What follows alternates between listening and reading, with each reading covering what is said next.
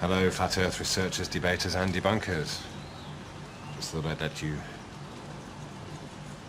see the view from my office while I mull over a few things. Okay, so when you look into the Flat Earth, I suppose you can kind of see how the shape, the form of the Earth can be understood in many different ways, from many different angles, many different aspects. Look at the sun, moon, stars, make your own decisions about how you think the shape of the Earth and everything around it is. But okay, that's part of the beauty of the whole thing, and to me an indication that it's intelligent design. The fact that it's possible to see it in so many different ways and try and justify it. And of course you do get to the point where it cannot be proven either way. So then you have to think of what's the next step. We clearly cannot get up to the stars.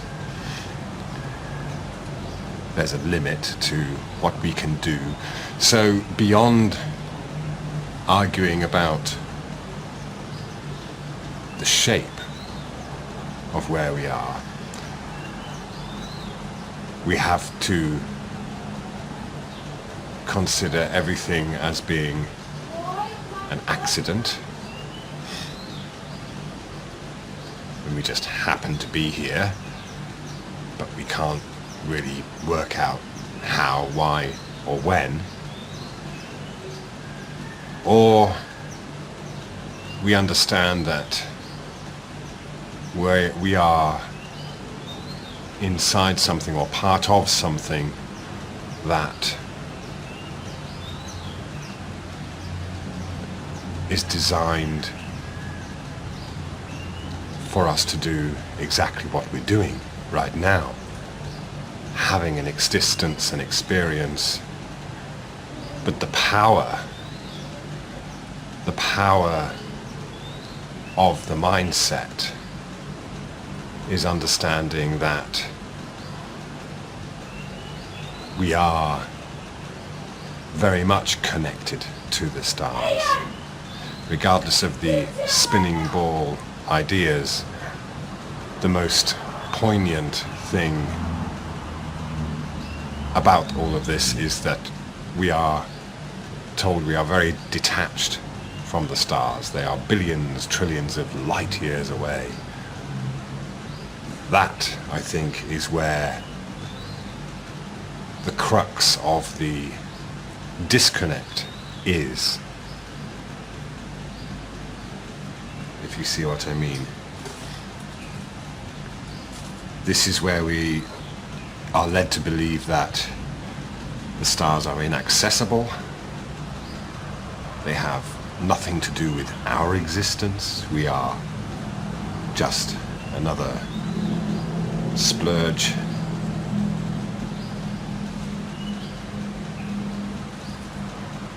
by accident, premature ejaculation of whatever, you know, it's just absurd. So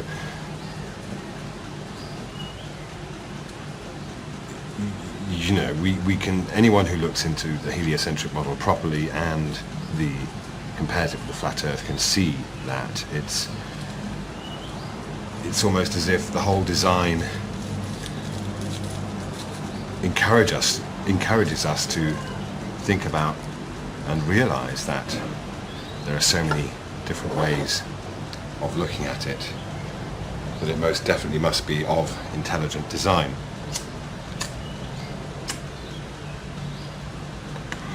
We have our 10 fingers on our hands and 10 toes on our feet. I think it means something when everything is tens. A cubic centimeter of water is all about tens, its weight, its mass, whatever. So the metric system is okay, based on nature. All good, fine, cool. So yes, we have this very, this factor of 10 in our lives, and it just so happens to be the same number of fingers we have on our hands. So, we're here to work out a puzzle, but obviously the way the game works is that, once you understand the connection to the stars, the constellations, the horoscopes, the astronomy and astrology that do go hand in hand, and understand that those who have power over those who are ignorant of this connection are the ones that use the knowledge of how this star system relates directly to our lives.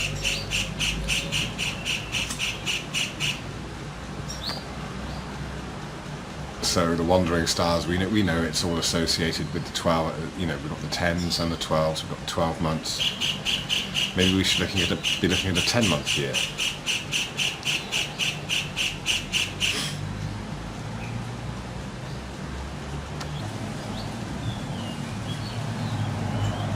But the point is that we are in a system that our existence relates directly to positions of stars. So if we just begin with the premise that the universe, the earth, everything we experience, this physical existence, was created by a designer, let's just call it consciousness, the all-knowing sea, waters of consciousness. So this living substance with all the minerals and everything in it to create and support life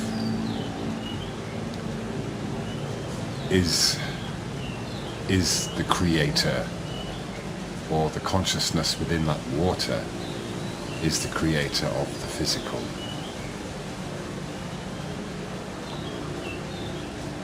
And so we have a system, a cycle that has been recognized throughout millennia, a cycle of life, a turning of a time machine, as it were.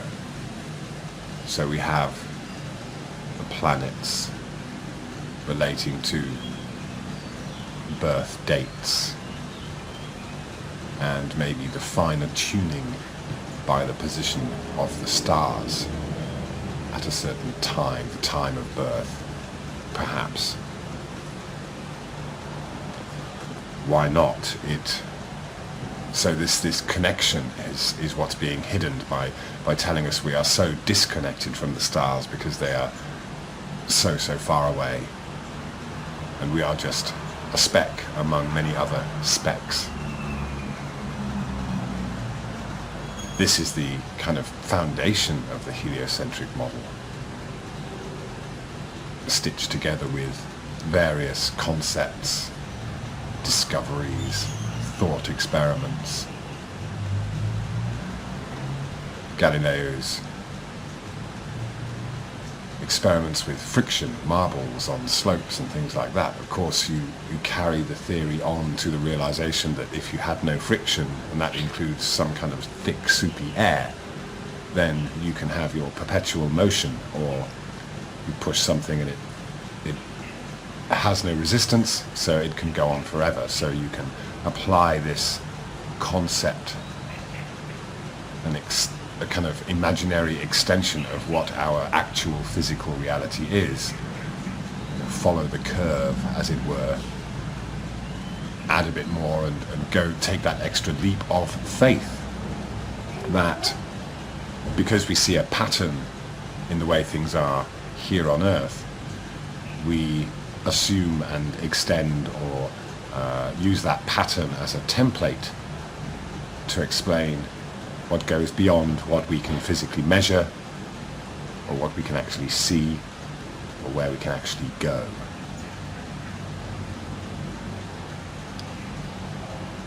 So we're constantly having our focus directed upon aiming for the stars, but those stars are so far away. We kind of know it's an impossible task, and we are given delay after delay, reason after reason for not being able to put people on the moon or Mars or get out of low Earth orbit. This just kind of delay tactic to keep us from being focused and dedicated to funding and putting our energy into this attempt to shoot for the stars, while maybe the people that are leading these attempts know that we can't actually get there, but just hold us off for a generation or so, and we'll just keep on feeding the same dream to the next generation and the next generation. Meanwhile, we have the realization that we can't go, and that we are in a system that we are kind of stuck with and have to find a way to be able to manipulate our environment or win the game. First of all, you have to, it's like playing a game, isn't it? First of all, you get into the game, and you have to work out how the game works. What are the rules of the game? We don't know what the rules are when we are born. We are told very early on what the rules are: parents' rules, society's rules, and government's rules, education rules, road laws, rules. We're told in no uncertain terms from day one what the rules are.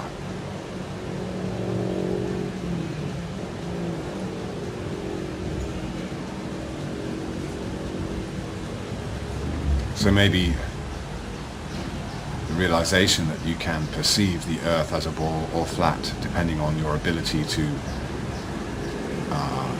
adapt your perception and examine your beliefs, or how the evidence or the reasons that you arrive at a certain mindset or belief or think or react in a certain way. Anyone who examines that aspect of themselves and other people in general will be intrigued by trying to work it out. So it's a daunting task.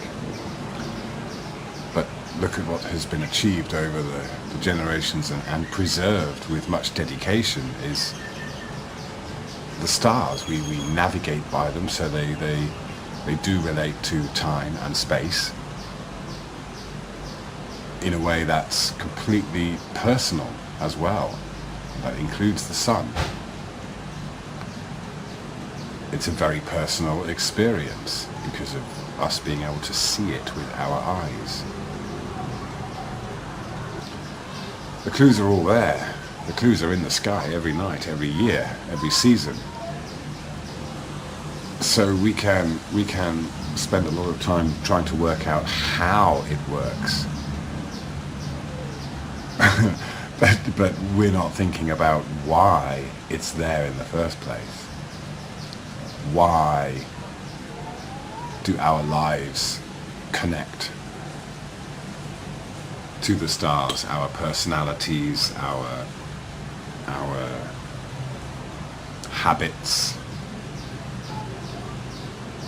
our emotions, our motives, our moods? So what we really need beyond the imaginary curve or beyond flat earth realization is obviously what many people see the flat earth as being, or flat earth realization as being, is the ability to understand that your state of mind is what's important, and how it can be manipulated, and how you can regain control of your mind and your circumstances and your life by understanding that you are in control of it, not some outside force. And so it is about empowering yourself, isn't it? It's understanding that we have been disempowered through so many histories written and rewritten and diverted, manipulated for ill-gotten gains. So what becomes apparent when you realize the flat earth is that you understand that people can empower themselves by freeing their minds from what we have been conditioned to think. So this is the proving the physical shape of the earth kind of is a point to understand that it's something we can maybe never prove. So, but we have to reflect on ourselves. We no longer look up at a sky we can't reach. We understand it's all within our reach because we are intrinsically connected to the stars. It's why we're here. It's how we are here. However that happens, we can never hope to understand how it all works, but why it's here, why it works the way it does.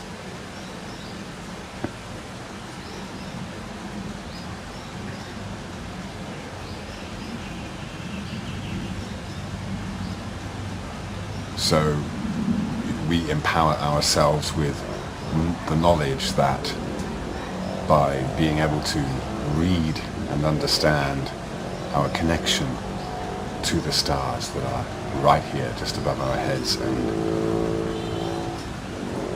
whenever or wherever we look from, it's always a personal perspective and experience. Another person standing next to you simply cannot have the same perspective as you.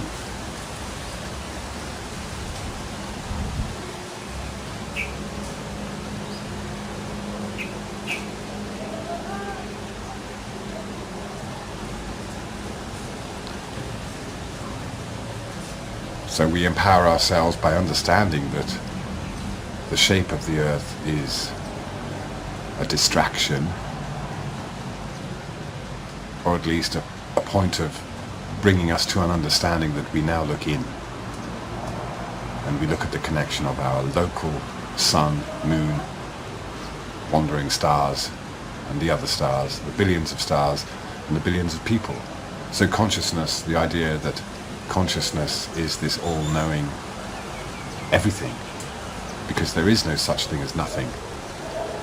There isn't a zero. You put the zero there, and this is misleading, because to even write a zero you need to create something. There is no such thing as nothing. A void is always filled with something. So most of us will find it almost impossible to think of nothing.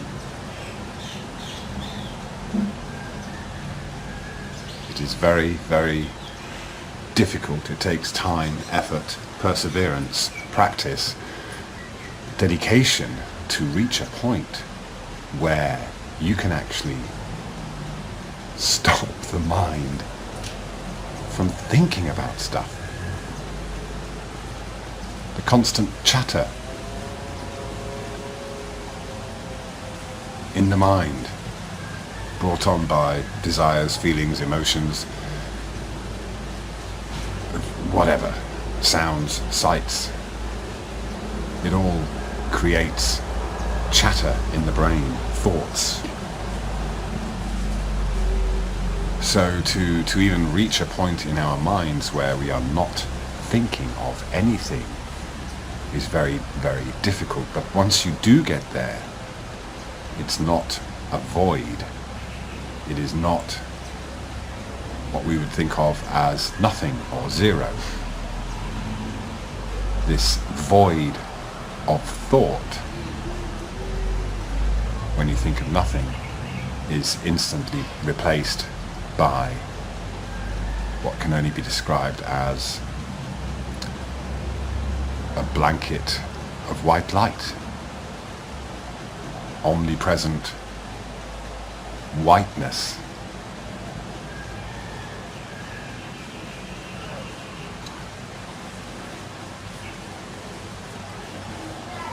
So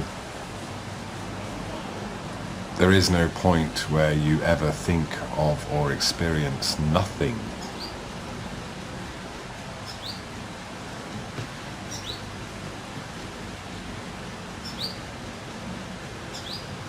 You see?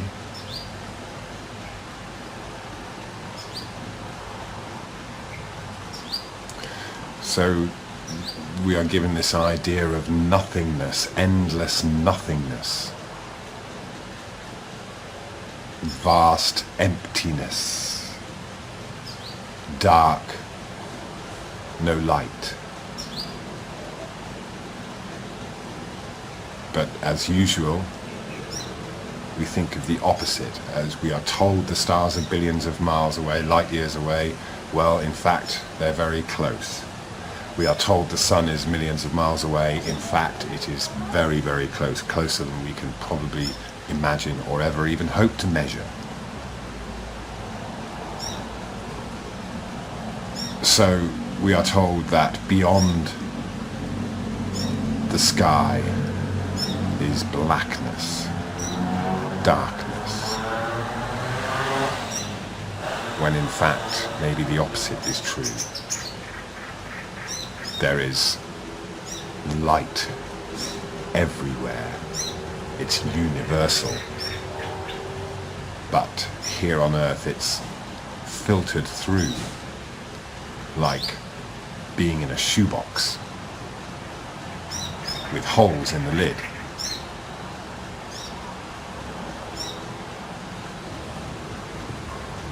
Who knows? Maybe everything is opposite. The whole thing. Except when we look around us and we look up, we can see that it is all connected. So consciousness, in its timeless existence, in order to have an experience or a multitude of experiences, then it has to create a physical place, and that physical place, in order to have time, there must be movement. So the movement of the stars, the sky, the sun, the moon, everything is what creates the time. So we know it can be flat, we know it can be round in some people's eyes, but we know that the people that can't see it as being both or either and weigh up both are the ones who are stuck in an accidental Big Bang.